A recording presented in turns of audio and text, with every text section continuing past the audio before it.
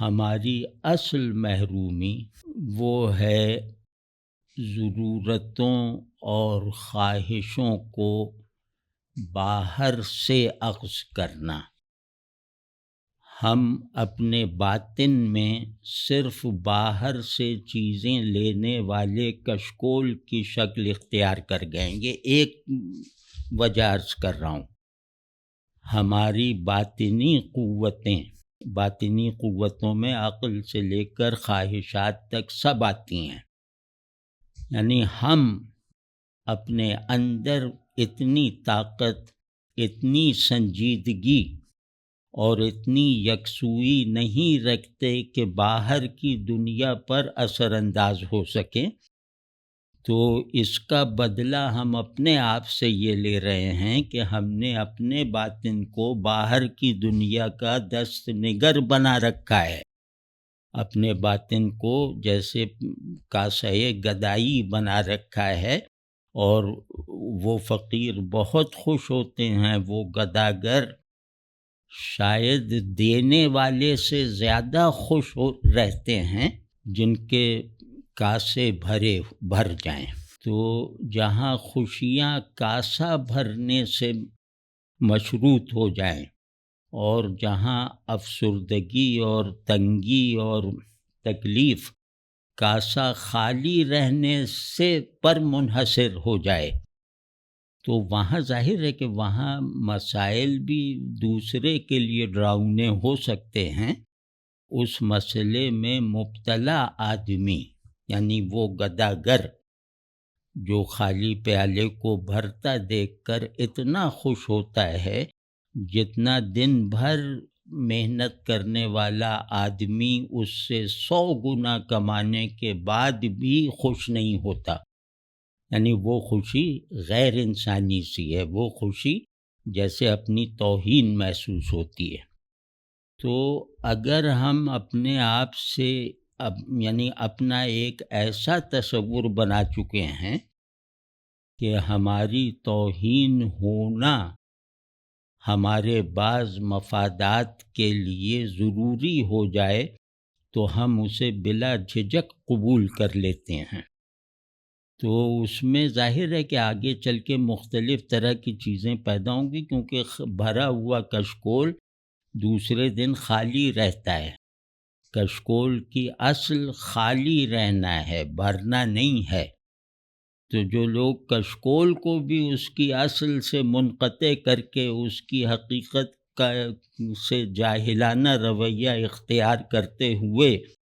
اسے بھرنے سے تعبیر کرتے ہیں،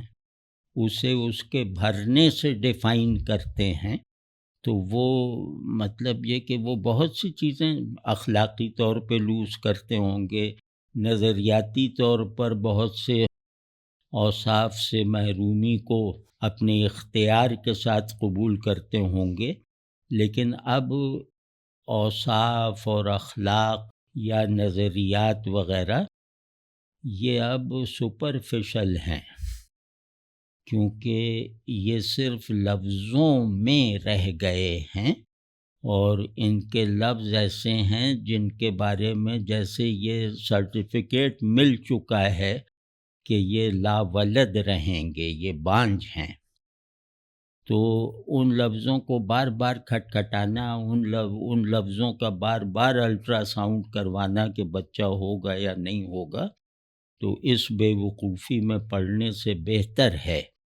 کہ آدمی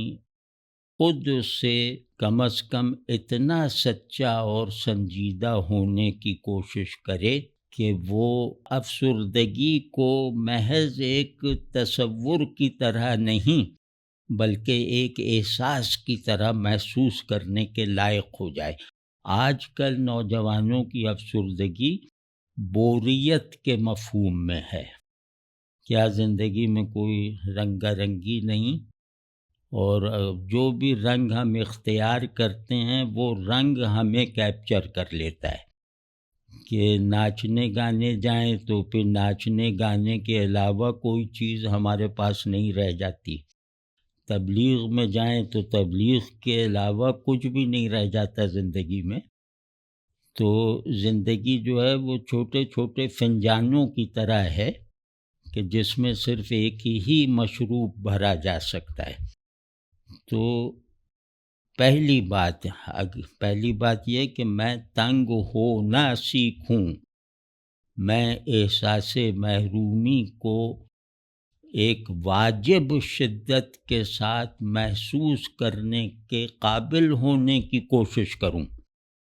تو جیسے ہی میرے اندر ایک احتجاج اٹھے گا میرے اندر مسلط خلا کے خلاف، جیسے ہی مجھے اپنا تعارف ہوگا، جیسے ہی میں کسی کے کہے بغیر اپنی پوری آزادی کے ساتھ اپنا آدمی ہونا ریئلائز اور ایکسپیرینس کروں گا، کم از کم یہاں تک پہنچ جاؤں کہ میں آدمی ہوں، اور آدمیت کی عصبیت، تعصب اور حمیت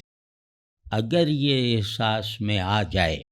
آدمیت کا ہونا اگر مطمئن کرے مجھے اپنے بارے میں،